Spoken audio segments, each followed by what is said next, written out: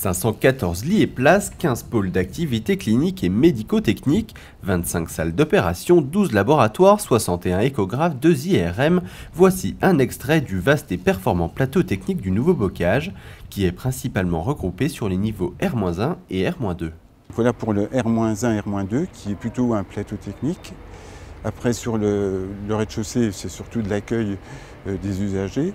Et puis, dans les étages supérieurs, nous avons 4 pôles qui sont installés là, alors soit de façon temporaire, soit de façon définitive, à savoir sur le premier étage, c'est les pôles des neurosciences, sur le deuxième étage, le pôle des pathologies médicales, troisième étage, le pôle cœur, poumon, vaisseau, et le quatrième étage sur les pathologies digestives.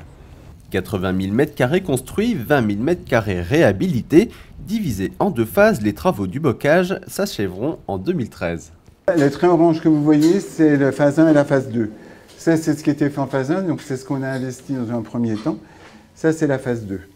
Donc la construction de ces ailes ici et la réhabilitation de l'ancien bâtiment. Les premiers déménagements de la phase 2 se feront en juin 2013 sur une première partie qui concernera surtout la construction de l'hôpital neuf, pas la réhabilitation, donc la fin de la construction de Bocage Central, où, comme je venais de vous le dire, des services qui étaient installés de façon provisoire en attendant les travaux vont prendre leur place définitive.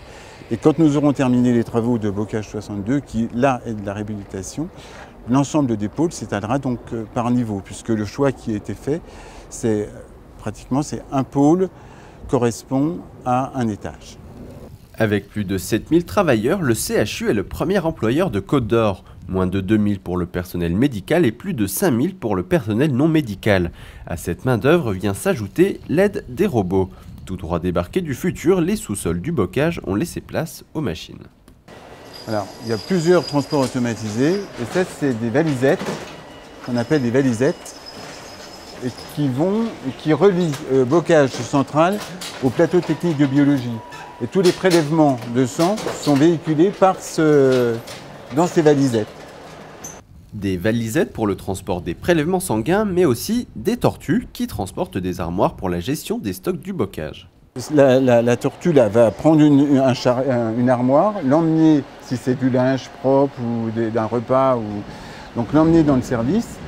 Et elle redescendra, elle redescend jamais vide, ou pas souvent, parce qu'il faut optimiser les voyages, avec une armoire où il y a soit du linge sale, soit des déchets, soit des chariots que vous avez vus au R-3, donc sont acheminés par les monts de charge, arrivent ici donc, dans le service.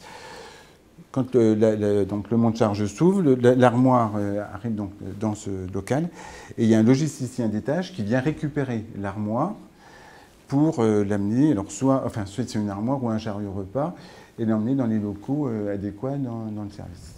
Le nouveau bocage ne compte pas plus de lits qu'auparavant, mais un confort indiscutable. Entre place, hygiène et évolution technologique, de nombreux détails changent le quotidien du personnel. Parmi ceux-ci, la gestion des stocks par un système de plein vide permet de ne jamais être en rupture de stock. Ça, c'est du produit d'entretien. Quand vous avez fini ce casier-là qui représente la dotation de la semaine, vous faites comme ça. Faites comme ça, vous enlevez votre étiquette, il y a la barre de scannage, vous mettez l'étiquette, il la scanne tout à l'heure, et le lendemain ça revient, et le logisticien range dans le... Ah, c'est magique. Magique, et il ne s'agit là que d'une partie des progrès qu'apporte le bocage central, des progrès qui changent la vie des soignants pour mieux servir les patients. Une réaction? Un témoignage? Commentez ce reportage sur dijonsanté.fr.